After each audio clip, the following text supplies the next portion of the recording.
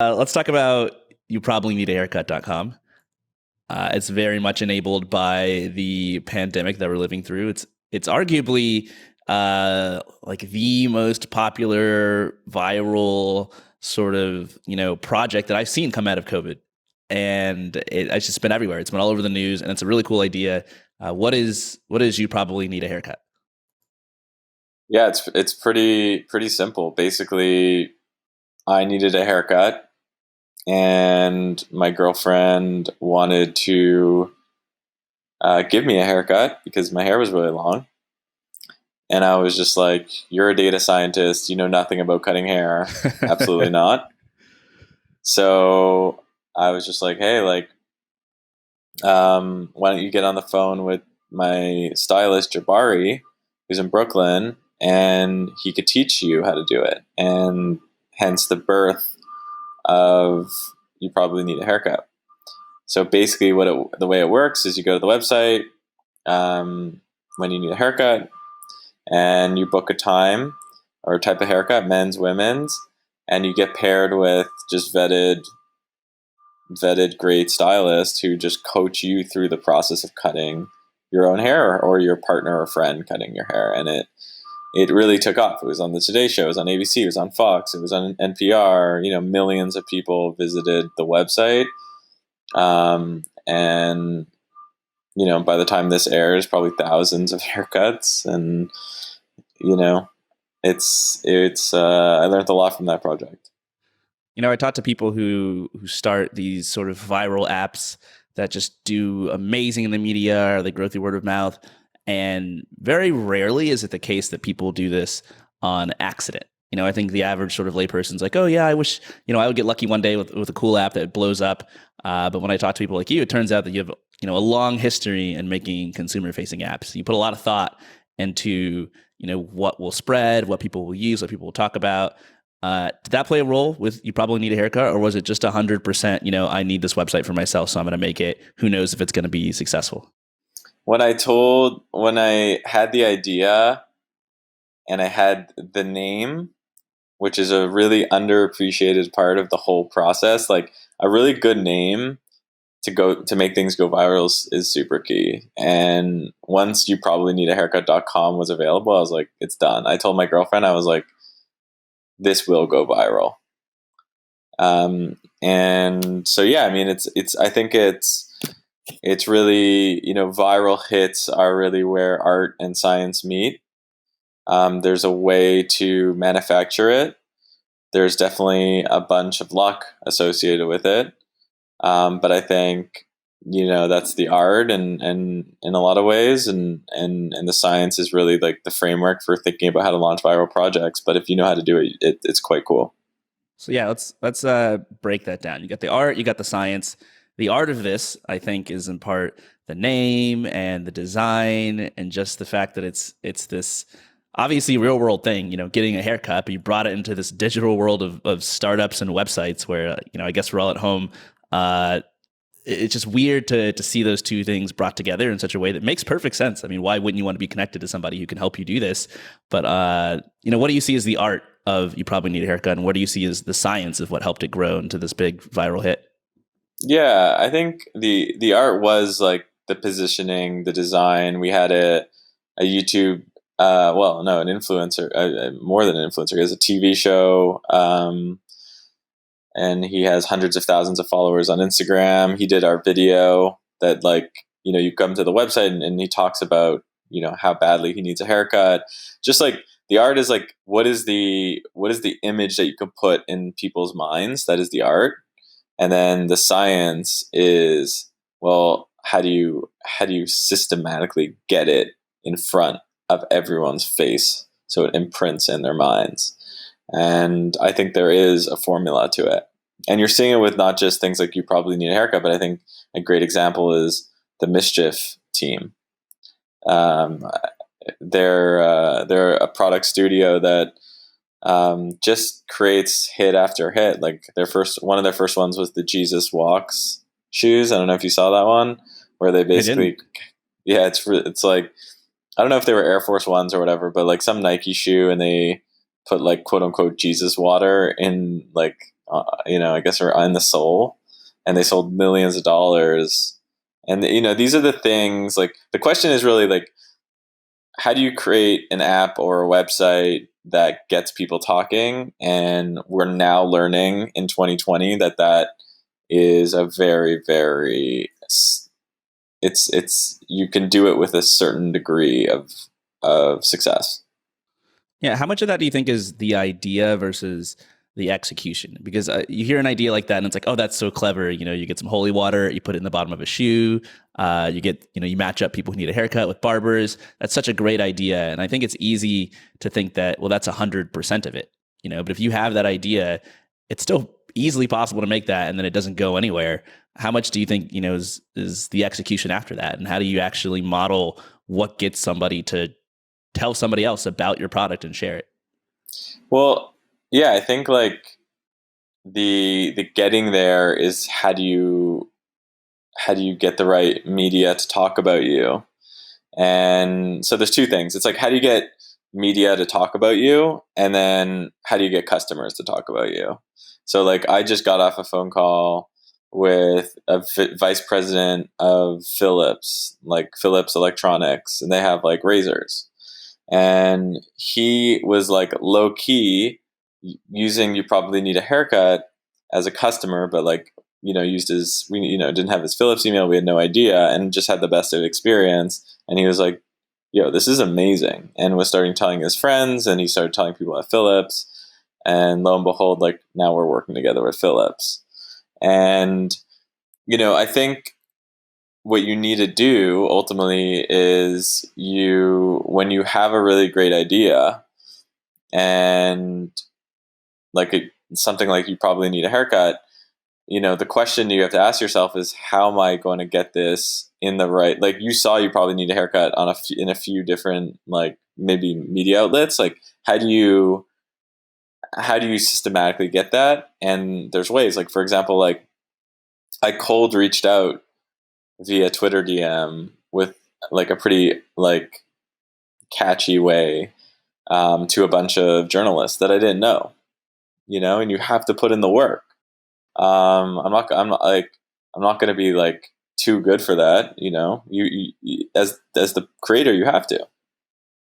Yeah, I was looking at your Twitter actually, just like scanning for things you had said recently, and I clicked over to your tweets and replies tab, and I see like one of the things that you've been doing is actually just pinging people on Twitter who are talking about needing a haircut. Like it's a common topic of conversation now when everyone's at home. Like, hey, my beard's so long, my hair's so long, and saying like, hey, you should check this out.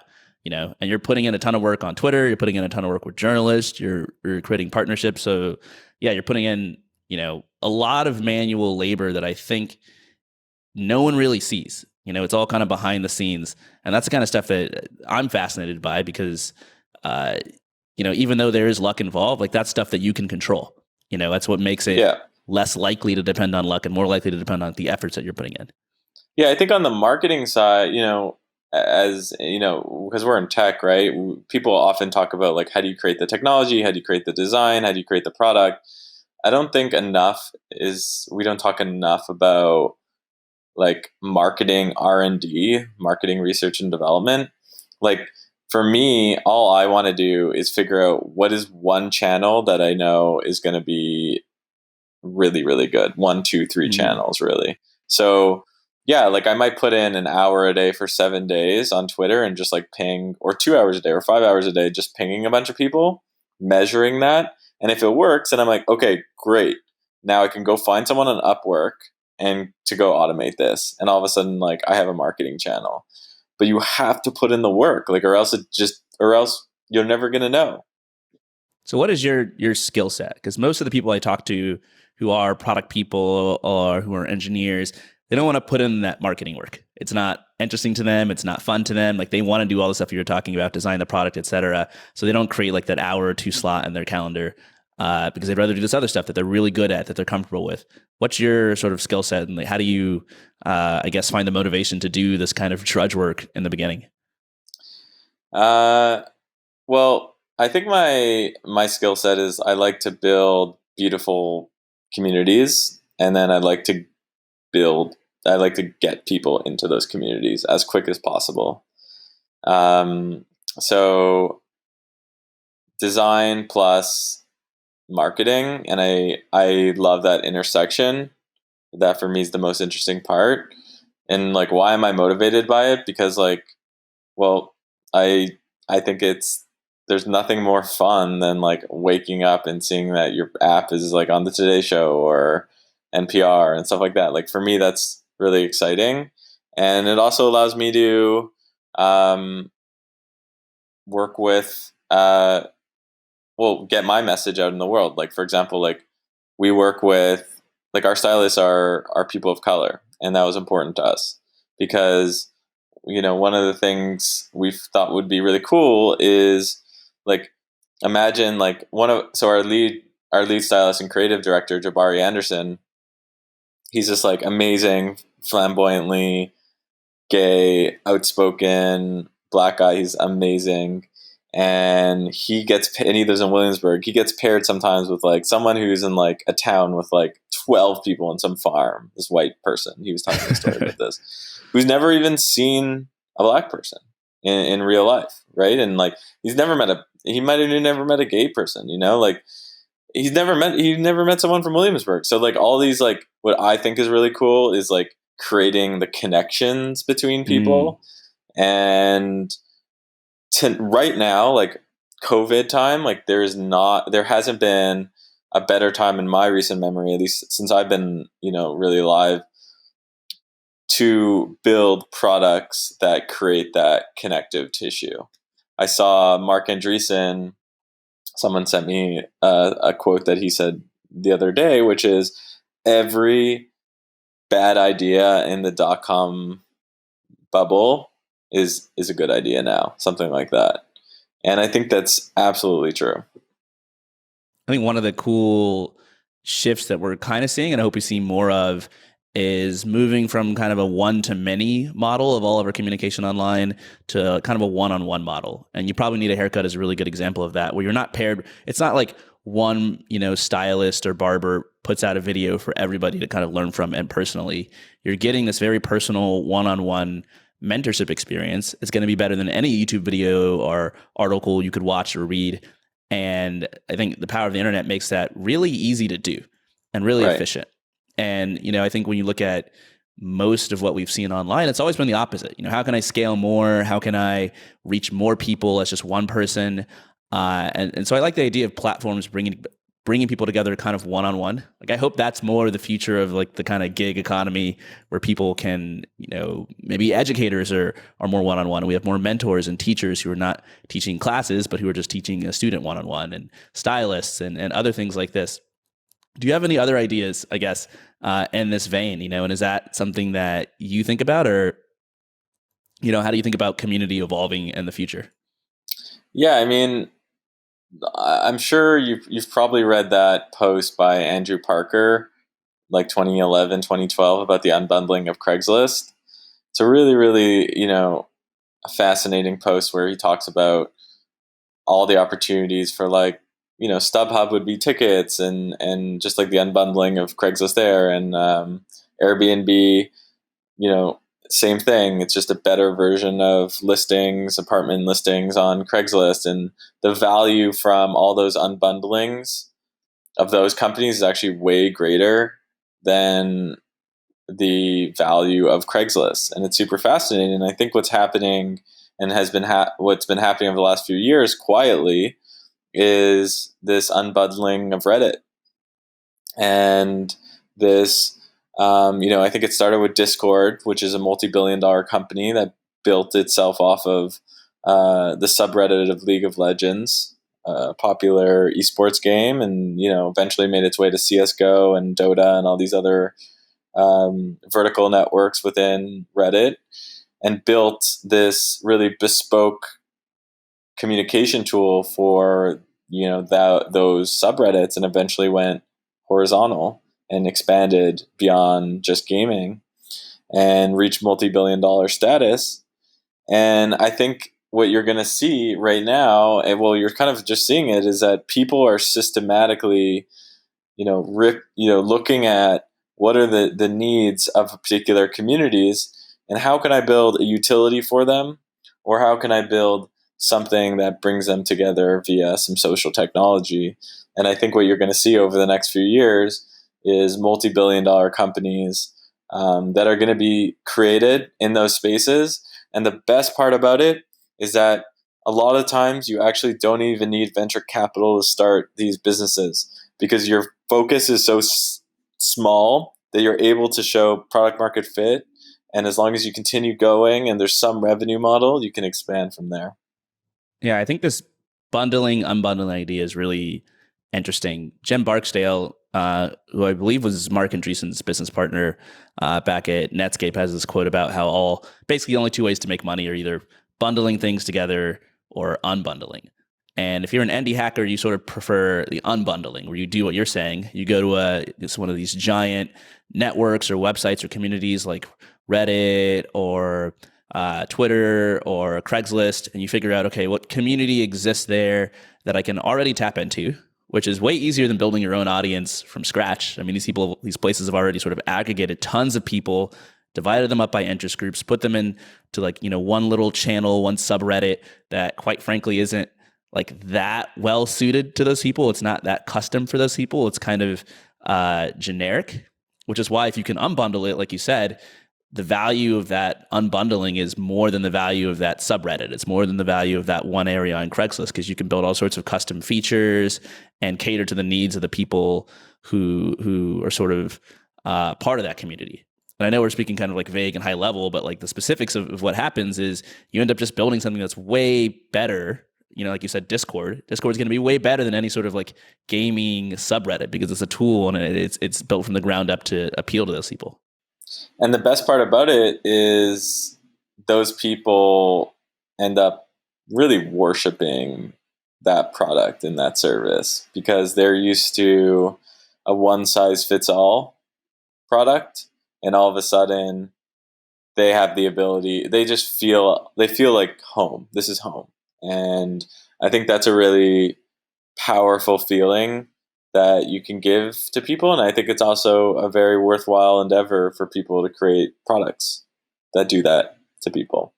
So why do you think this is more, I guess, less resource intensive than like the traditional venture funded business? Why do you think this is like a model that people who don't raise money can follow?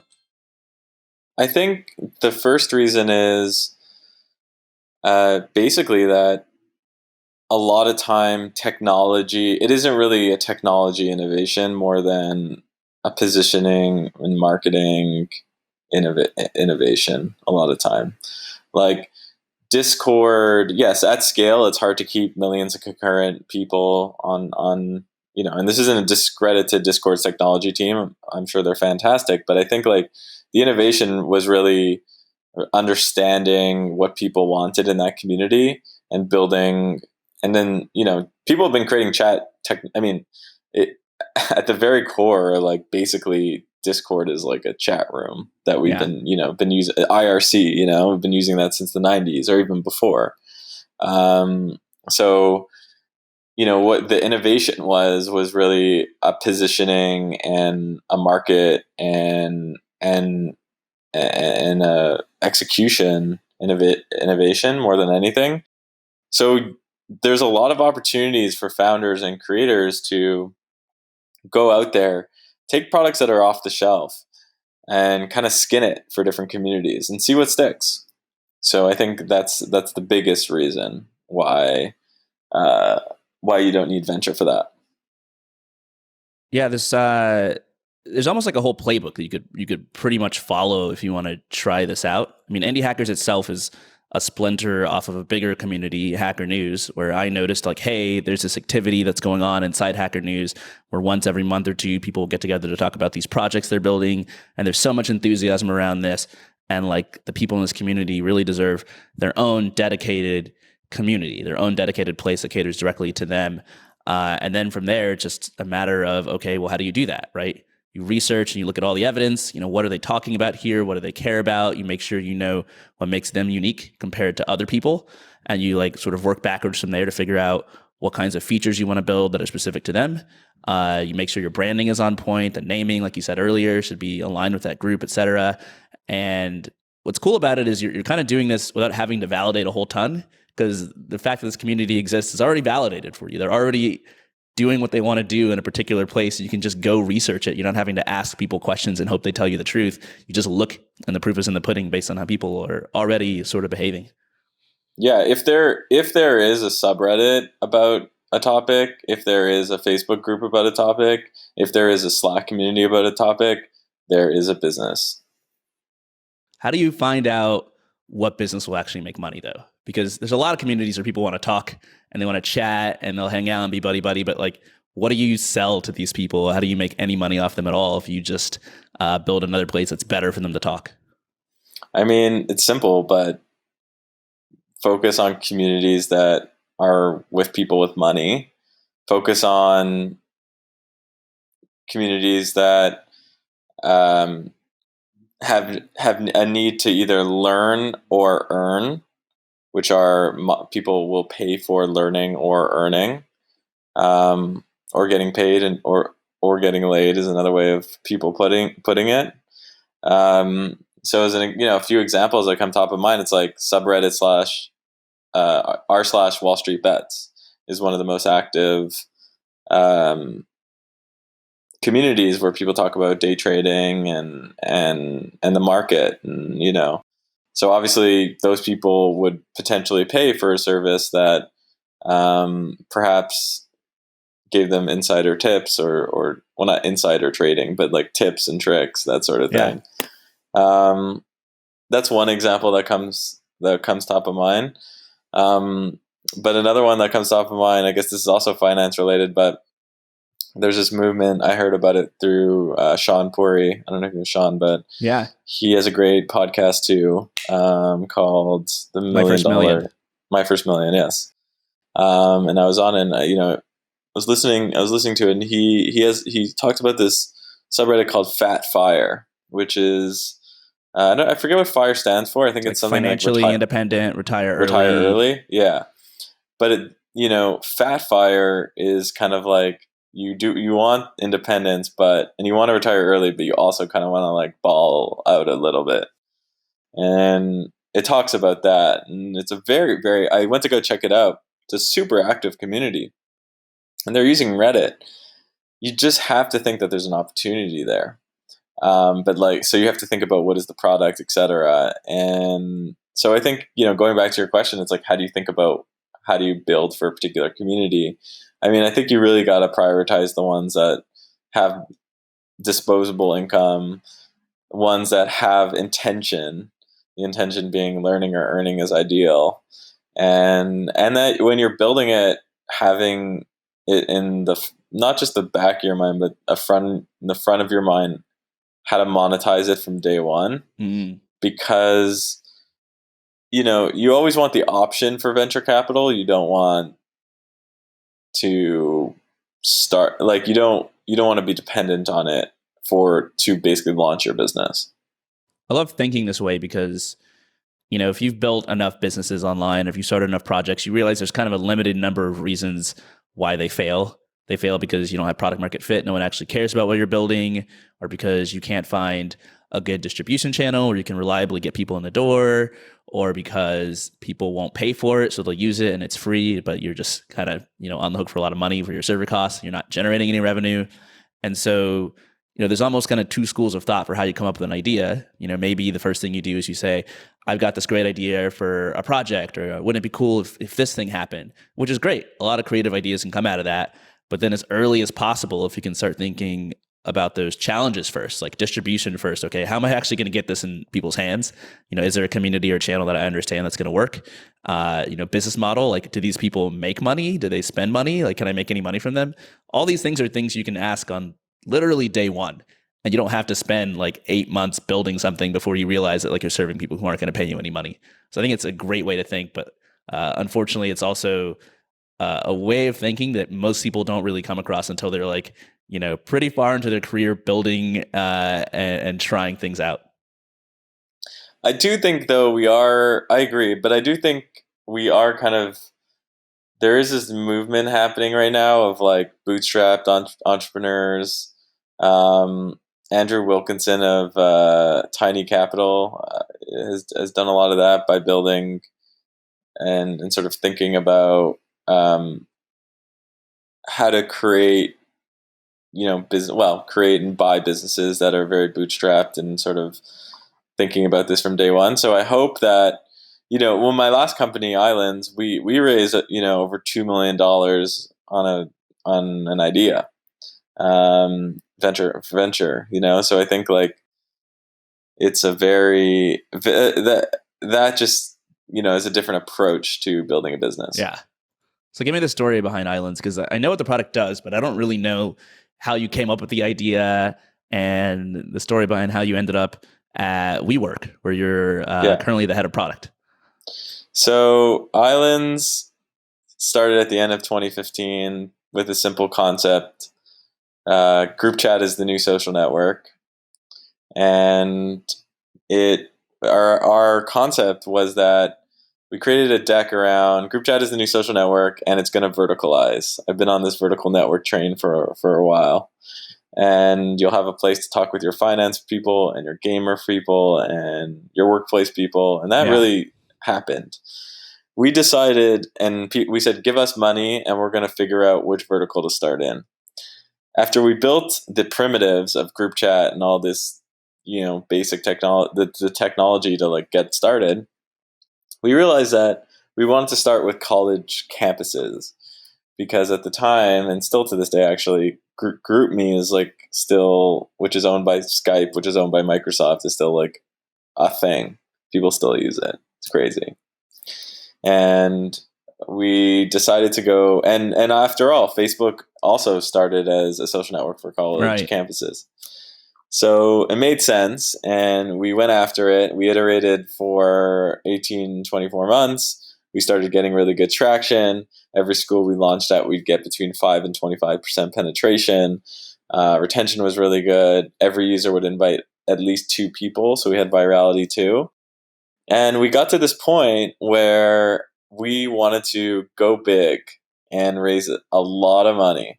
And it's, it was a lesson for me, because I went to some of the world's best investors while I was building this product, and I said, what is it going to take for you to give me 10, 15, $20 million in a Series A? And they told me specifically, these are the metrics you need to hit.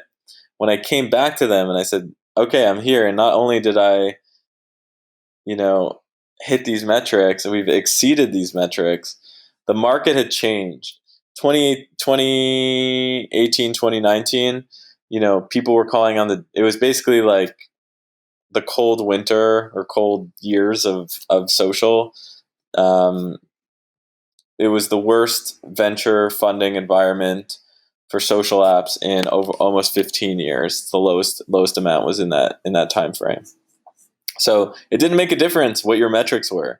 The market was not positive, and I was able to potentially could have raised a bit of money, but I was just like, I'm a go big or go home type guy, and I was just like, so we ended up speaking to a bunch of folks, different partners, and WeWork made the most sense because it was a vertical network for professionals, and how do you use Islands to power that was the concept. That's crazy, because your market as a founder in that situation, is kind of two-sided. You've got your users and the people who love Islands, who are talking and sharing it, and then you've got investors who are your source of money, who aren't really your customers, but you need them to survive and to do what you really want to do. And ultimately, you don't really have any control over the investor landscape and whatever seems to be fashionable or trendy among investors, which goes back to your point earlier that you don't necessarily want to put yourself in a position where you have to raise money. Ideally, if you can just be self-sufficient, then when investors say no, but you still have this amazing business going on, you can just keep it going. You don't have to quit. That's right. Yeah. I mean, with Islands, because it was a social app, because we focused on college campuses, like we knew that we needed to build the audience first before monetizing. And the only way to do that was to raise venture. So yeah, our hands, as much as we felt we were working for ourselves, and as much as we felt really good about what we were doing, and as much as we felt awesome because metrics were really good, it didn't make a difference if we weren't on Vogue, or we weren't, it wasn't a cool thing for venture people. It was tough to raise. And we wanted to raise also from good people. We didn't want to raise from, we had the opportunity to potentially raise from, less good investors. And we're kind of like, why? So the Yeah, lesson you for me shouldn't. there was just like, try to own your destiny as much as you possibly can. So tell me about this phase where you spent 18 to 24 months figuring out how to get islands working and how to get retention up and get virality up, because I'm sure that was a lot of trial and error, and you learned a lot of lessons coming out of that. It's not easy to create a viral social app. I mean, I did something that was really wild that was written about a bit, which was I went and actually pretty much lived on college campuses in 2017. And So how old were you in 2017? old, Too old to be on a college campus. way too old. Maybe like a postdoc, maybe good enough for a postdoc. I probably was like 20. Well, I was 28, I guess, 28 ish. So, um, I am Canadian, and I went to McGill, which is in Montreal University here. I dropped out. The university college experience is very different in the US versus anywhere else in the world. My understanding of how college worked was by watching like US movies like Van Wilder and stuff like that. So, and rule number one, if you're building a startup, is know the customer and try to understand it and speak to them and build that with them. And I believe that like wholeheartedly. So I went, and our head of growth was ex Yik Yak, and that was based in the South. So we started actually out in the South. And I went to Tuscaloosa, Alabama. So like basically my first time in the South, and spent months in Tuscaloosa and Mississippi, and going from school to school, which was also a whole other experience. And it was through that process where we went from having an app that was just another group chatting app to having an app that really resonated with people. You were like going to frat parties, going to class. Like, what does it Oh look like to yeah, immerse yourself in a world of college students? I mean, anywhere from you know bid day, checking out what bid day is, which is for fraternities and sororities, for those who don't know, to going to checking out like fraternity parties, because like the Greek system, especially in the South, is such a core part of the identity and how the school works, that we like me and the team wanted to understand it and get the product in the hands of these folks. So you know all of that's a class, dropping in classes, getting people to like pitch the app, going to chapter meetings for fraternities and pitching it, like everything. It sounds like it would be so easy just to eventually lose yourself and just start living like a college student and not learn anything. I mean, you learn about different college kids, but you don't learn anything that helps you improve your app. What are some like concrete things that came out of that? What did you decide to do for Islands that you probably wouldn't have done if you hadn't been, living as a college student? The biggest thing I think was, there's this narrative that if you have a social app and you want to launch it at college, you go to fraternities and sororities. Because the playbook for that was actually Facebook was started like that. It initially was in the Jewish fraternity, AEPI. Tinder and Bumble in the dating space also started in the fraternity and sorority system, in the Greek life system. And when we did our like research from Silicon Valley, that was what people told us to do. When we launched it from SF and we weren't getting the results we needed, that's when I decided to go to the South in Alabama. And when I really started to like investigate and be a detective about why do people even do this Greek life thing and try to understand it, I quickly realized that Greek life is actually the complete wrong market for us, because what Greek life gives to students is is basically this built-in social network that you can access. So it's like, where's the party? It is like, if guys and girls that you can like flirt with and meet with and stuff like that. So we realized we had built this app that actually, what we said, we connected the disconnected. So we connected disconnected people. But who are the most connected people on campuses are the fraternity and sorority people. So we realized, and we quickly pivoted to the other 80% of people who were not in the Greek life system, who actually needed a built-in social network to open up an app and be like, where is the party? Or I want to connect.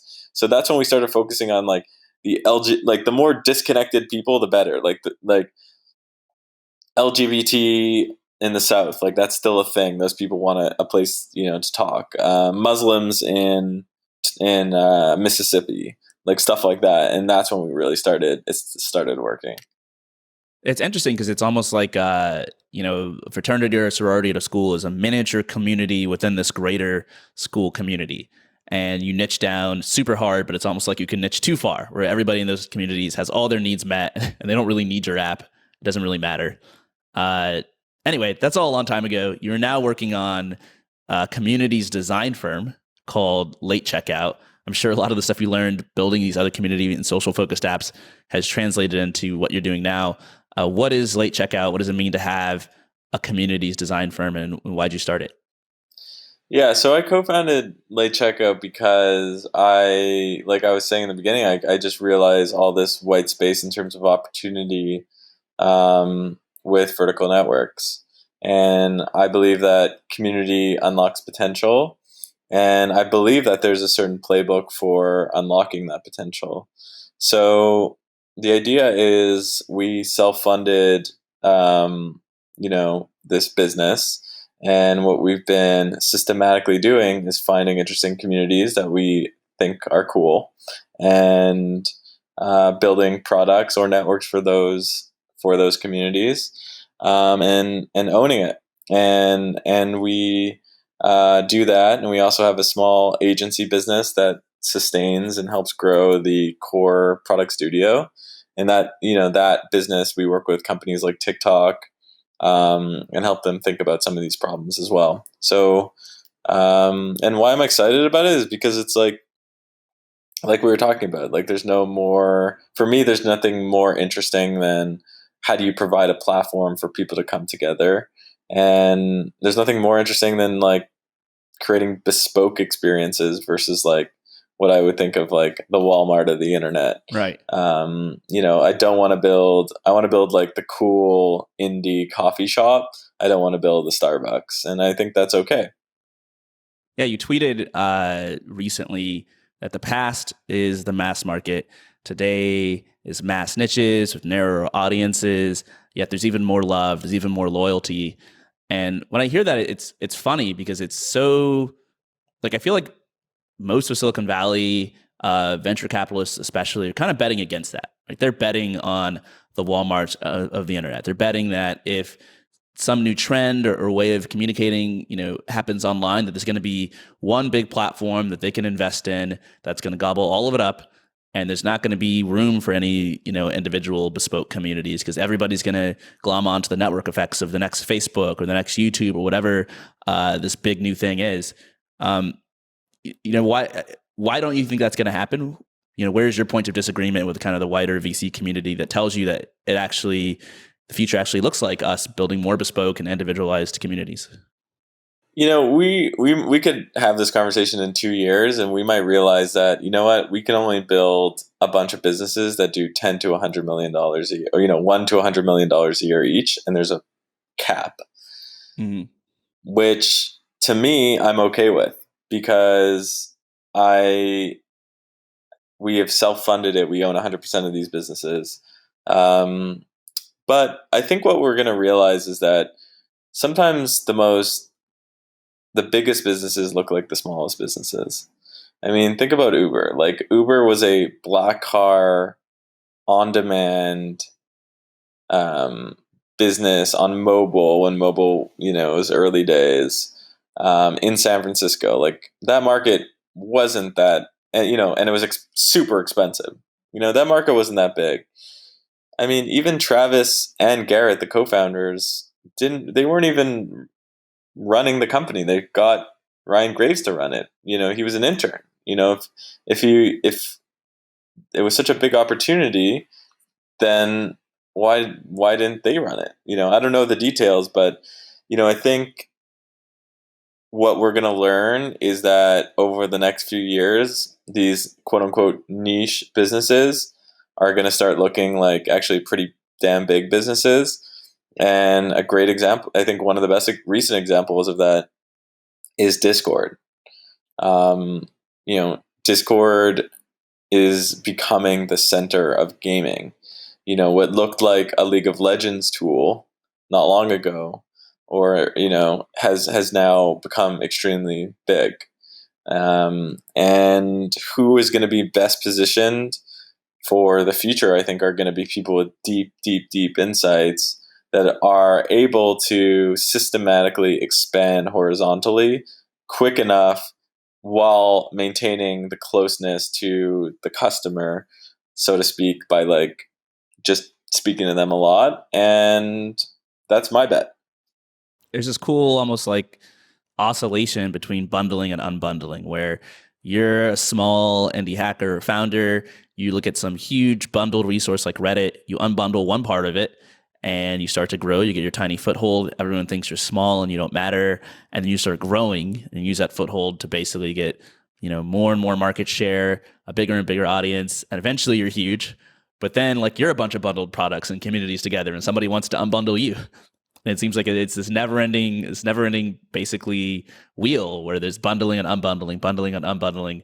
Do you think there's any way to stop that? If you build a community into something that's huge, and you've got all these different groups you've brought together, can you protect that thing that you've built? It's extremely difficult. I think like the Facebook, how did the Facebooks of the world deal with that? Is just they acquire these companies. I think it's inevitable that every vertical network becomes a horizontal network at scale, which is kind of depressing to me as the purist of vertical networks. But, I think that's okay. I think it just leaves a ton of opportunity for startups building technology, because there's always going to be opportunity. And I guess, if you leave with anything from this this talk, I guess, is that we are in a era of unbundling right now, a massive era of unbundling, because of how big the major platforms have gotten over the last few years. It's just created a ton of opportunity and white space to chip away at it in a bunch of different ways. These periods don't last super long. Like, we're talking about a few years of opportunity. And I know that might sound like a lot because, it's in the years, but, to think of an idea, to research an idea, to build it out, to get it to work, to build the team, to do it, it takes time. So now's the time. Yeah, I think one of the cool things about being in this era, I mean, if you think about how startups work in general, you've got this idea of moats and defending your business, and I think less and less it's the case that technology is really a moat. At the end of the day, no matter what you build, technologically, there's some other group of smart programmers, developers, and engineers who are going to be able to build that thing. And even if you have a head start, like, they'll probably catch up to you, or they'll get to 90% of what you've gotten, and that's enough. But the real moats are usually kind of distribution based, building your own audience, building your own community that you can distribute something on. And then you can build all sorts of products and like push them to people through these distribution channels that you own and that nobody else owns.